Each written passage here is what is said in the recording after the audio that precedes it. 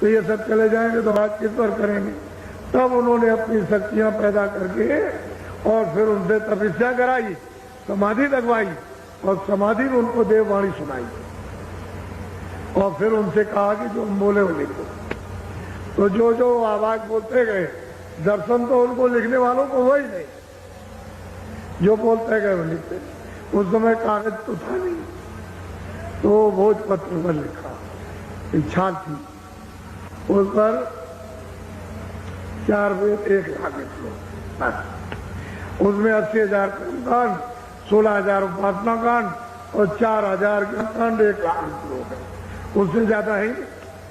खंड उन्होंने जरूर 4 बना दिए। ये उन्होंने लिखवा करके और पूरा प्रचार उस समय पर करवा दिया कि देखो ये विधान हमारे लोग कर दिया और सबको अधिकार पूरा पूरा ये विधान जो बनाया उसका दे दिया जाएगा कि जो तुम चाहो सो करो, पाप भी करो, पुण्य भी करो, अच्छा भी करो, बुरा भी करो, मारो भी, रक्षा भी करो, जो आपकी इच्छा हो उसको, इंद्रियों से, आंख से, कान से, हाथ से, पैर से, मन से, बुद्धि से, जो चाहो और जो तुम करोगे अपना अपना भोग। ये तिथि और तारीख है, इसके बाद पुण्य भी लगेगा और पाप भी लगेगा।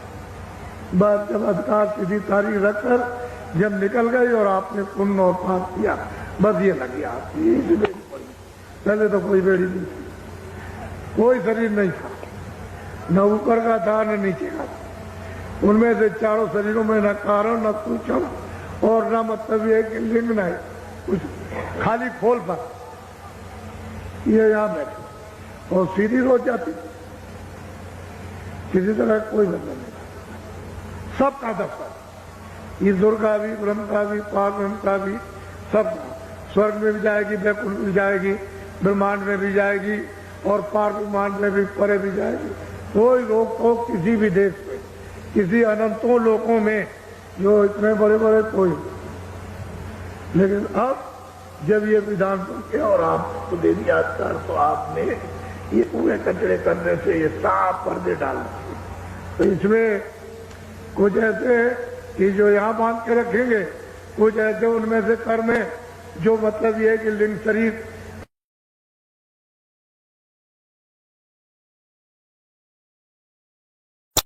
पर मतलब ये पर्दा पड़ जाएगा, फिर कुछ ऐसे सूक्ष्म शरीर पर, फिर उसका कारण शरीर पर।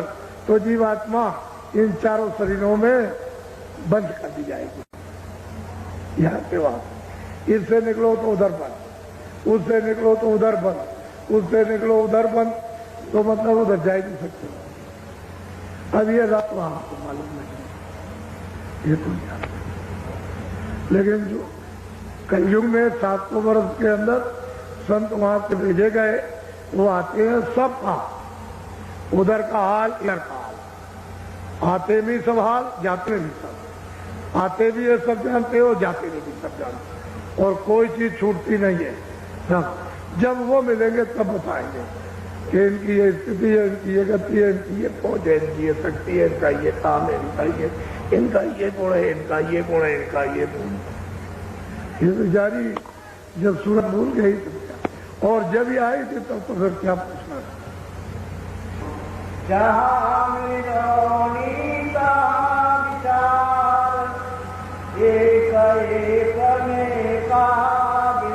अब वो कहते हैं जहाँ मिलोनी है, अभी स्कूल की मिलोनी है तो वहाँ अलग अलग भिन्न है, जहाँ मिलोनी वहाँ विचार, और जहाँ मिलोनी नहीं है वहाँ कोई विचार नहीं। तेरे घर में कोई मिलोनी नहीं, तुम वापिस चल अपने घर, आनंद सुख से रहना और सुखों का सुख का सागर। अब तो यहाँ पड़ी ये देखिए, तो जिसको पहुंचा दिया वही प्रश्न कर रहे हैं और वो आपके लिए। ये बेचारे आएंगे तो इनको मैं कहाँ का रहने वाला। महात्मा क्यों आते हैं? इनको लाभ होगा। वो क्या करते हैं, जीवों को आके जगाते नाम से जोड़कर और वापस ले जाते, आपको पता ही नहीं चलता। बोलो। हमारे देश एक वहाँ विचार का। और बिल्कुल साफ कहते हैं कि हमारे देश में सत्य ही सत्य का पसारा, वहाँ कुछ नहीं, कोई विचार, कोई असत, कोई छल कपट, कोई फरेबे, कुछ नहीं हुआ। तुम वहां की रहने वाली, चलो चलो सुरतो वहां। ये जीवात्मा है, वहीं से आए, अपने सदैव से यहाँ पर गया। अब ये फंसे फंसे ये हालत होगी। कितना भी समझाओ, कितना भी बताओ, अरे जल्दी करो, देर मत करो, मनुष्य किराए का मकान है, अरे बच्चों जाने वाला है, जब शरीर से जीवात्मा निकाल दी जाएगी, खेती दुकान दफ्तर राजपाट धन दौलत अच्छे बच्चे कच्चे सब छूट जाएंगे। हम भी यही कहते हैं कि हम किराए के मकान में, ये मेरा मकान नहीं है, किराए पर उन्होंने दिया, कहा कि भाई तुम अपना काम कर लो और मेरा मकान तुम तैयार रखो देने के लिए, शुद्ध साफ देना। तो हम क्या ले जाएंगे, क्योंकि ये तो किराए का, ये सामान अपना तो है नहीं है। ये तो उसने कहा कि देखो मेहनत मशक्कत करो और जो गोजी बटोर बटार कर अनाज सब्जी फल ले आओ, इसकी मलम पट्टी कर दो युग के मुताबिक। सतयुग में दूसरा भोजन, त्रेता में दूसरा, और द्वापर में फिर और तीसरा, और कलयुग में अलग, तो इसकी मलम पट्टी करो, इसको नहीं होगी। लेकिन वास्तव में हकीकत यह है कि किराए का मकान है ये आपको। तो जब ये मकान खाली हो जाएगा तो इसी ने तो सब चीजें इकट्ठी की हैं। जब ये मकान खाली हो गया, सामान पे ये पड़ा, ये आपको समझाने की जरूरत। तो मैं तो कुछ ले नहीं जा सकता, तो आपसे ये कहूं कि आप ले जाओ। ये आपको भी समझाना कि जब मैं कुछ नहीं ले जा सकता हूं तो आप यहाँ पे कुछ नहीं ले जाओगे, इसलिए आप अपने देश में चलो, अपने घर में चलो। वो तो खुद ही कहते हैं कि इनको पापों से बचाओ। अब मैं क्या करूं, मैंने तो विधान बना दिया, अब मैं उसको पलट नहीं सकता हूं, लेकिन इनको रोको और ये कोई पाप पुण्य न करे और ये धीरे से अपनी सफाई करा करके चले जाए। तो वो तो कह रहे, लेकिन अब क्या करें, विधान बना करके अब पलट नहीं सकते। अब तो महात्मा आते हैं, सारे विचार इन धोखा खाया, कुंद माई जाए। बस कहते हैं कि विचार जहां मतलब माया के जाल में आए, बस विचार इन्होंने सबने धोखा खाया और बुंद के बुंद में फिर चारों खानों में फंसे रह गए। उधर अपने घर में, अपने सिंध में, अपने अपने प्रभु के पास कोई नहीं जा सका, सब यही फंसे रहे। तो आपको उत्तर मिल गया। मुझे तो सिर्फ इतनी ही बात आपको बतानी है कि मैं कोई अपनी तरफ से नहीं कह रहा हूं। और भी महापुरुष समय समय पर आए, उन्होंने भी कहा, लेकिन ये किताबें उन्हीं के काम आएगी जो उधर आता जाता। जब तक आने जाने वाला नहीं मिलेगा तब तक इन किताबों का प्रमाण कोई नहीं दे सकता। जो उधर आएगा जाएगा और उधर देखेगा, जिसकी जीवात्मा जाग जाएगी, जो उधर उन पदों को जो प्राप्त करेगा, उन लोगों को, वो तो इन किताबों का प्रमाण दे सकते हैं, बाकी कोई नहीं दे सकता कि उनके पास तो मतलब ये ज्ञान है,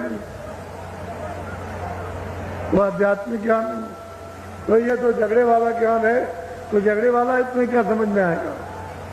ये तो कोई साधना तो आपने की नहीं, और वो साधना का आध्यात्मिक ज्ञान है, ये भौतिक बुद्धि का ज्ञान।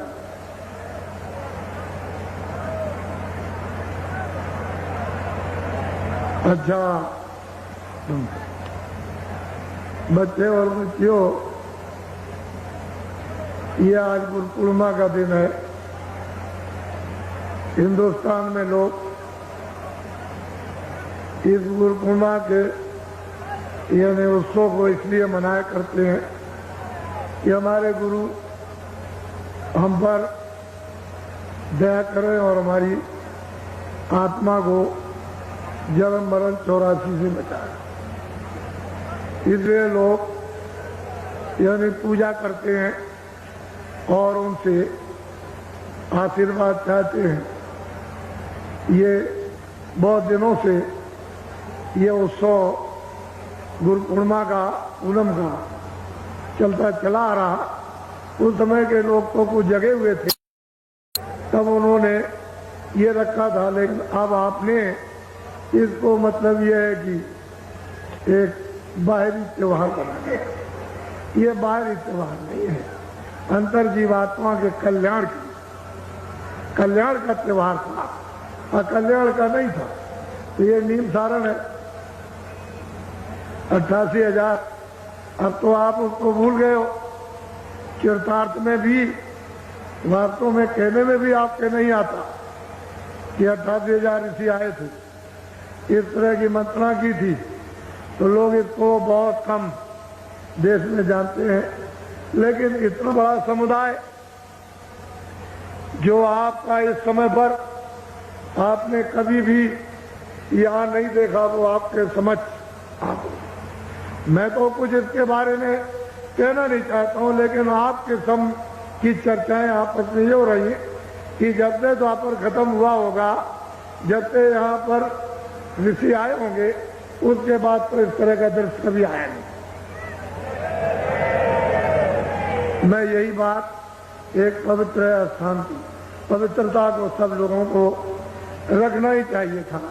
इस भूमि के लोगों को वो काम करना चाहिए था कि उच्च कोट मानवता, मनुष्यता का, सत्यता का, आदर का, सेवा का, सद्भाव का और आत्म कल्याण का। अगर ये आप पकड़े रहते तो कहीं न कहीं से महात्मा आ जाकर और जल्दी से तुम्हारी जीवात्मा को उठा लेते और ले जाके पहुंचा देने लगती। तो स्थान की कर्मा मतलब है कैसे अलोप हो जाती है विकारों, बुराइयों, छल से, कपट से, फरेब से, जीव हिंसा से, मनुष्य के धोखे से, झूठ छल से, ये उस स्थान की गर्मा आलोक हो जाती है। लेकिन ये सृष्टि है वो ऋषियों मुनियों की, प्राचीन संतों की, अब की, तो इसमें कोई ना कोई तो आता रहेगा, कोई कोई आए। तो ये दृश्य आपके साथ कितने आदमी टेंटों में, ये पूरा का पूरा यहाँ आपने कहा तो नहीं। इसलिए मैं कोई संसारी आदमी नहीं, मैं पहले भी नहीं कहा। मैं ये कहा करता था कि मैं संसारी, उतनी तो बात आपको बता सकता हूँ जितने फंसे हुए हो, लेकिन मैं संसारी नहीं। मुझे संसार की कोई इच्छा भी नहीं। इतनी इच्छा है कि तुम जाग जाओ, ये जीवात्मा शुद्ध साफ होकर अपने घर की तरफ चल पड़े, इसका भला हो जाए। ये तो सेवा की इच्छा है, लेकिन और कोई इच्छा, और तो एक किराए का मकान जो मेरे भाग का है बना दिया, वो तो मुझे उतनी इसकी सेवा के लिए रोज मिलेगा, एक श्वास लगे उसको मिल जाएगा। बाकी उसका त्याग है कि हम वो चीज जो मिल रही उसको किसी और काम में लगा दें और किसी के काम में आ जाए तो अच्छी बात है। ये दृश्य आप देख रहे हो। और हमने कल भी कह दिया, हम नीम सारण के निवासी, आसपास के आपके जो बड़े बड़े गांव हैं चारों, वहाँ के जितने भी हिंदू मुसलमान छोटे बड़े व्यापारी है, काश्तकार हैं और दफ्तर वाले, हमारी किसी से कोई शिकायत। हम तो ये यहाँ जान गए कि सब लोगों ने सहयोग दिया, सबकी सद्भावना श्रद्धा उमड़ी, श्रद्धा का स्रोत अभी यानी दलदलाने लगा, जमीन में दलदलाने लगा। श्रद्धा का स्रोत यानी जमीन जो कड़ी थी वो मुलायम हो गई। हृदय रूपी जमीन बहुत सख्त, बहुत कड़ी थी, वो अब बिल्कुल एकदम मुलायम हो गई। इसी में तो श्रद्धा का स्रोत बहने लगेगा। जैसे ही श्रद्धा बहेगी, अरे कितने लोगों का कल्याण हो जाएगा। आपने सबने सहयोग दिया, हम सबके पूरे पूरे आभारी हैं। और आपकी सब सहयोग की सेवा जो कुछ भी सबने की, कर्मचारी, अधिकारी, सेठ, साहूकार, काश्तकार, छोटे बड़े, हिंदू मुसलमान, कोई भी हो, कोई वर्ग के मनुष्य, इंसान, आपकी वो जो सद्भावना की श्रद्धा सेवा, वो हमारे सिर खाते, हम आपके सबके लिए उस प्रभु से प्रार्थना करेंगे कि इनका आत्म कल्याण होना चाहिए। जीवात्मा मनुष्य शरीर में जगे, इतना तो हो जाए कि कल रात को अगर मान लो समय पूरा हो जाए, शरीर छोड़े, हिंदू मुसलमान, छोटे बड़े, अमीर गरीब, तो कम से कम इनकी जीवात्मा की उस समय